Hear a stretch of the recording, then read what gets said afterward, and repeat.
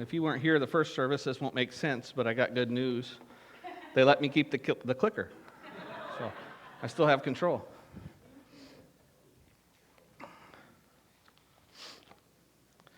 I will say how good it was to see Lloyd's kids worshiping God freely up front here.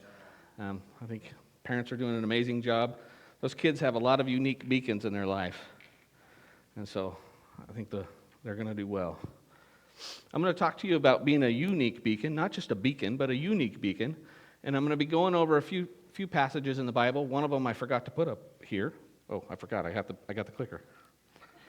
And also, nobody told me there was a confidence screen, so I was looking back the whole service last time. I won't do that this time.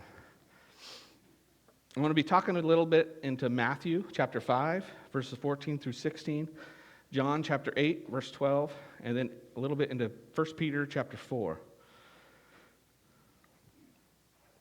This first thing that I'm going to show is an extraordinary unique beacon, a really famous guy who's got a huge platform. He's got more money than we can even imagine, or most of us can imagine. Some of you might have more than him. But he uses all of that for God's glory. And so this is New Orleans Saints quarterback, Derek Carr.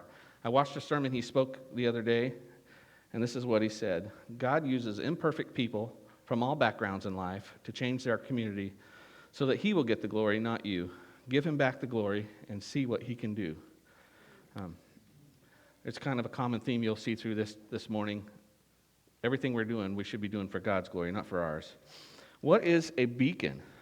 Well, it's a source of light or an inspiration, and I would say even it's an example. We are examples to the rest of the world. God created the church and every Christian in it to be a light in the world. And my question to you is, are you a beacon? This next thing is a lighthouse, which is the first thing I think of when somebody says a beacon. Can you imagine in the time before navigational devices, coming in from the sea on a storm, knowing that you're close to home? He didn't come through. And then seeing that light and how freeing that would be. That's just like us. Just like a ship, what good would the lighthouse be if the beacon only works sometimes? Much like that, what good are we to the there we go. Oh, yeah, what good are we to the lost if we're only a beacon when we're at church? Do we change when we're around our friends at work? As Danny and Tracy would say, Danny Herod, I don't know if you know him, don't be a chameleon. You've probably heard that before if you know them. Don't change no matter where you're at. Jesus is the light of the world, and if we are Christians, we should also be a light in the world. In John chapter 8, you can turn there if you want. I'm going to have it up here. This is what it says. Again, Jesus spoke to them, saying, I am the light of the world. Whoever follows me will not walk in darkness, but will have the light of life. If we're Christians, we have the light in us, right? Raise your hand if you have the light of life in you. Now, this is kind of a trick question. Raise your hand if you always have the light of life in you. Hey, yeah. So I believe that even in our mistakes, we have the light of... Oh, wait, I went too far. Oh, I didn't go far enough. I forget about this. I don't preach very often, if you can tell. I believe we always have the light of life in us. I make a lot of mistakes, but even in the way that we apologize, we're showing God's light. My mom used to sing a song all the time, and probably only the older people in here will know this because I grew up in an older church. But sing it with me if you know it, so that I don't look like a fool up here by myself. Okay? You know this song? Anybody? There. Then I won't sing it. No.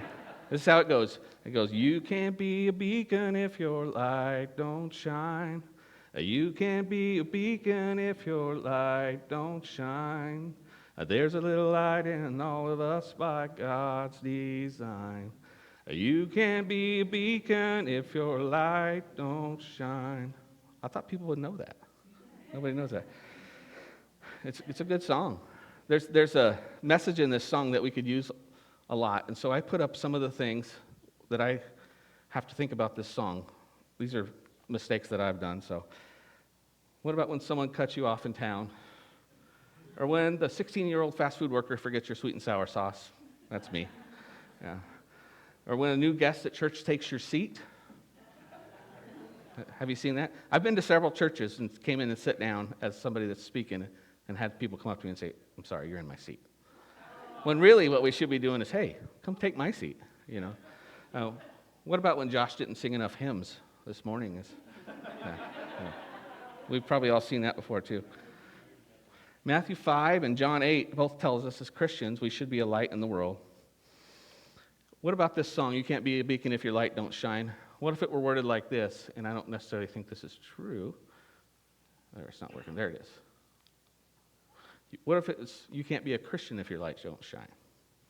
And even though I don't think that's necessarily true, what about the lost that are watching you? If the lost was watching Nolan over here that's a Christian, they know he's a Christian, and he's cursing with his friends and doing things that he shouldn't be doing, what are they thinking? I don't want to be that. But if they're watching Nolan and he's always letting his light shine, people are interested in that. It's just the way it works. Okay. Thankfully, we have a merciful God, so we mess up. But in how we manage our mistakes, we're showing the light of Christ. Matthew chapter 5, this is one of my favorite passages here. You are the light in the world, a city on a hill that cannot be hidden. Nor do they light a lamp and put it under a basket, but on a lampstand, and it gives light to all in the house. Let your light so shine before men that they may see your good works and glorify your Father in heaven. There's several things in this that I really like. For one, we don't just shine our light at church, put a basket on it when we go other places, which happens a lot. Now, that's happened with me. The other thing I really like about this is in verse 16. If you notice, it doesn't just say, let your light shine. There's a reason for that. It adds that adverb, so. Let your light so shine before men that they may see your good works and glorify your Father in heaven. Not to glorify you, but to glorify your Father in heaven. And what's that mean? Well, that adverb so means to such a great extent.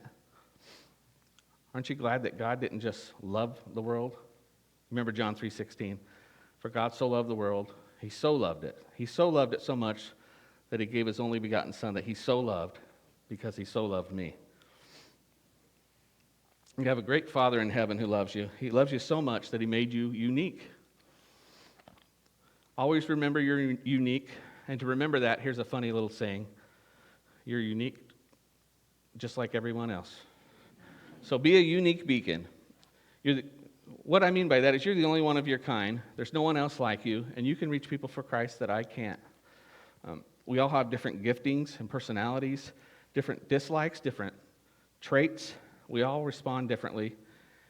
And I know that certain people could not reach me the way that Wayne Harmon reached me, who was the manager at Kellogg Springs Camp, and the way that Mary Harmon reached me, who was his wife. And so be a unique beacon. I'll tell you a little bit about myself. I never really thought of myself as unique, and definitely not somebody who could be in ministry for multiple reasons. One, I have no memory. Well, I have a weird memory, I should say. I don't remember my kids being little. I don't remember a lot of things. If I see your face and talk to you once, I'll remember your name forever, which is weird. I can't read. Well, I mean, I can read, but I can't remember anything I read. I'm not good with words, as you can tell. I'm not much of a speaker. It's just not a gifting that I have. I'm not organized, and I have ADD. For me to do one thing well, I have to be doing 3 or 4 things at a time. I often have people come to me at church and say, hey, you should not be drawing during the sermon. But the reality is that's when I'm listening. But God's made me unique. He's made me unique for camp ministry. I have a lot of traits, some of them forced into me, and some of them that I just naturally have. I have a heart for people. I love people. I have a perseverance. Don't talk to my wife. She might call that stubbornness. She's wrong. It's perseverance. I delegate very well. I didn't used to, but Sherry Wood always tells me to delegate constantly every time I see her. I'm reliable. You can count on me. If I say I'm going to do something, I'm going to do it. And God's given me the gift of teaching kids. I have a teaching degree. I teach kids well. I'm comfortable with kids. And God's given me the gift of service. I love to serve people. And God's given me the gift of leadership, although it's in a different way than Lloyd. I do have the gift of leadership. Some of our upbringings, the way we're raised, really impacts the way we are unique. Tom McCormick, who was the manager at our camp, and then he was the director before me, and then he retired and came back as the manager. He was once an addict. I don't know if you knew that about Tom. He was a meth addict. He was a heroin addict. He was a drunk. That man has reached a lot of people for Christ, and he can reach the addict better than I can. He's unique in that. Maybe you grew up in an atheist home, so you're unique and you can reach the atheist. Anyways, I forget about the clicker. My parents raised me in a strong Christian home. They taught me the importance of being faithful, working hard, and doing it all as if I'm doing it unto the Lord. And then when I was 12, I went off and volunteered at Kellogg Springs Camp. And Mary Harmon, who is a unique beacon in my life and who happens to be here supporting one of her kids. Raise your hand, Mary. Mary and Wayne, they trained me in about everything I know when it comes to camp until I got to Grove Camp. And then Tom trained me some more. And then now no one's teaching me new stuff, which I don't like. It's not very, I'm supposed to know everything. But I grew up in a home that really pushed the importance of being faithful. And that's really made me unique. 1 Peter chapter 4 says this, each of you should use whatever gifts you have received to serve others as faithful stewards of God's grace in its various forms. If anyone speaks, they should do so as one who speaks the very words of God. If anyone serves, they should do so with the strength God provides, so that in all things God may be praised through Jesus Christ. There's another time it says that. We're doing this for God, for His glory. To Him be the glory and the power forever and ever. Amen. A little bit about me. I came to Christ when I was 12 years old at camp, which is in large part why camp is so important to me. A week later, I started camp ministry at a volunteer forum, and then I never left. And Wayne and Mary saw something in me, and they began to train me up, and I'm grateful for them being a unique beacon in my life. As I was driving up the road to Camp Kellogg that first year, the very first time I went there, I felt God talking to me, and He's saying, this is what you're going to do for the rest of your life, or for a big part of your life. And so I turned to my dad and I said, I think this is what I'm going to do. I'm going to do this for the rest of my life. And he goes, oh, I don't know if you want to do that. It's hard. Ministry's hard, and it has been hard, but it's been so rewarding.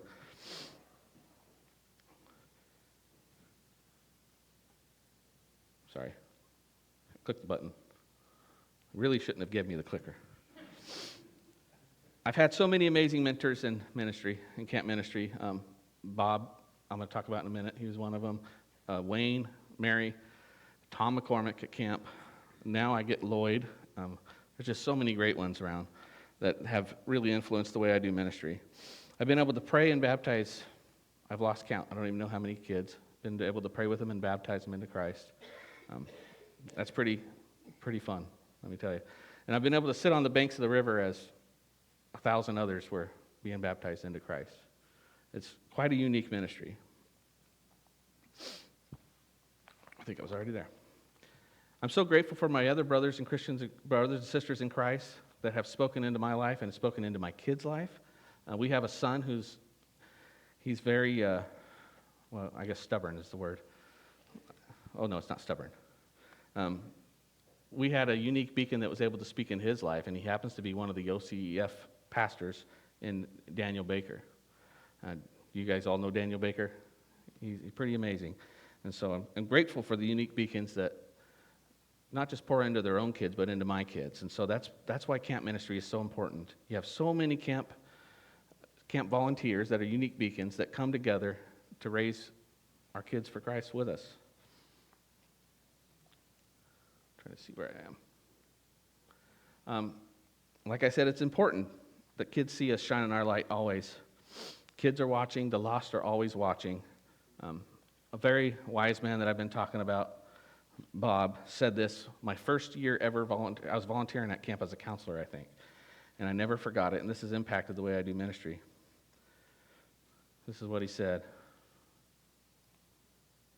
If we don't teach our children to follow Christ, the world will teach them not to.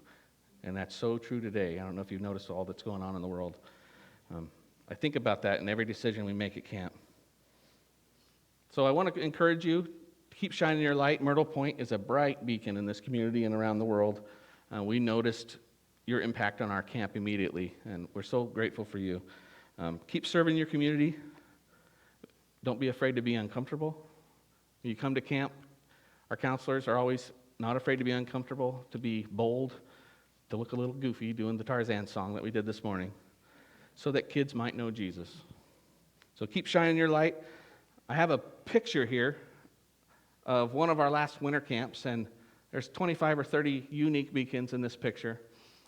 Counselors from around Oregon that come. This is the goofy face shot. They're not afraid to be goofy so that kids are comfortable with them so that they can teach them about Christ. Two of the people in this photo are from your church. You see Adam and Josh there. Two unique beacons that have given up time to come teach kids about Christ. This next picture is from one of our other winter camps, and you can't see her probably because it's dark, but this is Campfire. All these other unique beacons, not afraid to worship Christ with the kids and teach them that it's okay to worship freely. Aria is in this picture, although I don't know if you can see her. And then I'm going to end with a short video, and it's a lady that's talking about the same idea, being a light, although she's a much better speaker than me. And so I want to thank you for all your support. Thank you for what you do for missions. Don't forget that out in the welcome room, or foyer, whatever you call that, we have a table. There's shirts that are free. There's more shirts in the box. There's pens. Take anything you want. Sign up for camp. Come to camp. Send your kids, send your grandkids, your neighbors. On the other side, the OCEF has a table. Sign up for their newsletter. The OCEF is an amazing organization that has planted so many churches. I'm going to leave you with this video, and then, sorry, it was short. And so here we go.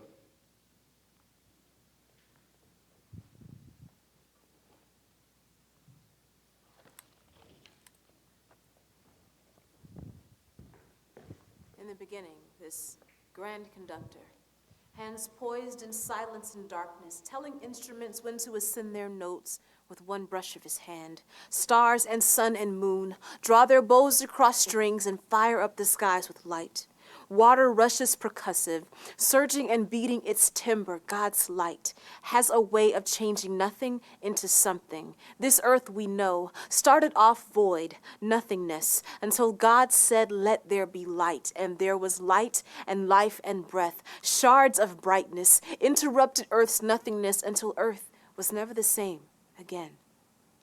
Our lives started off void. Until God said, "Let there be light," we were blind with no sight for love or peace. But this is no surprise. Since the beginning, humanity has been hiding, using shadow and cloth and figs to cover mistakes, imperfection, sin. But you, God, never hide, because you have nothing to be ashamed of, nothing to hide from. No matter how hard we try, we cannot hide from you.